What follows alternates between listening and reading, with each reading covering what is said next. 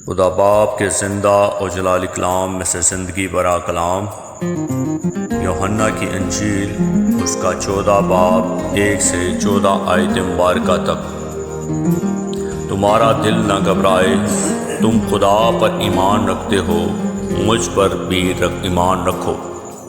میرے باپ کے گھر میں بہت سے مکان ہیں، اگر نہ ہوتے تو میں تم سے کہہ دیتا، کیونکہ میں چاہتا ہوں تاکہ تمہارے لیے جگہ تیار کروں، اور اگر میں جا کر تمہارے لیے جگہ تیار کروں تو پھر آ کر تمہیں اپنے ساتھ لے لوں گا، تاکہ جہاں میں ہوں تم بھی ہو، اور جہاں میں جاتا ہوں تم وہاں کی راہ جانتے ہو۔ توما نے اس سے کہا، اے خداوند، ہم نہیں جانتے کہ تو کہاں جاتا ہے، پھر راہ کس طرح جانے؟ یسوع نے اس سے کہا کہ راہ اور حق اور زندگی میں ہوں، کوئی میرے وسیلہ کے بغیر باپ کے پاس نہیں آتا۔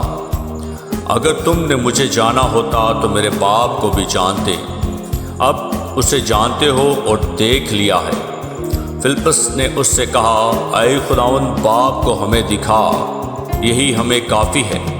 یسوع نے اس سے کہا، اے فلپس، میں اتنی مدت سے تمہارے ساتھ ہوں، کیا تو مجھے نہیں جانتا؟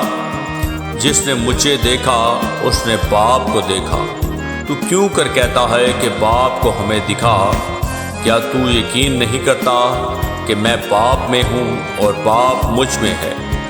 یہ باتیں جو میں تم سے کہتا ہوں اپنی طرف سے نہیں کہتا، لیکن باپ مجھ میں رہ کر اپنے کام کرتا ہے۔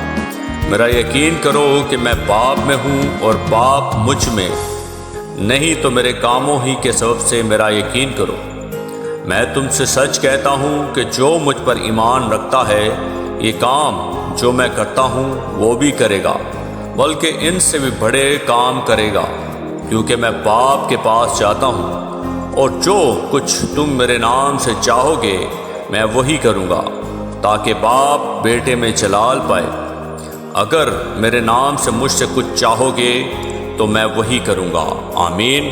کلام کے پڑھے اور سنے جانے پر خداوند کی برکت ہو، خداوند کا شکر ہو۔ آمین۔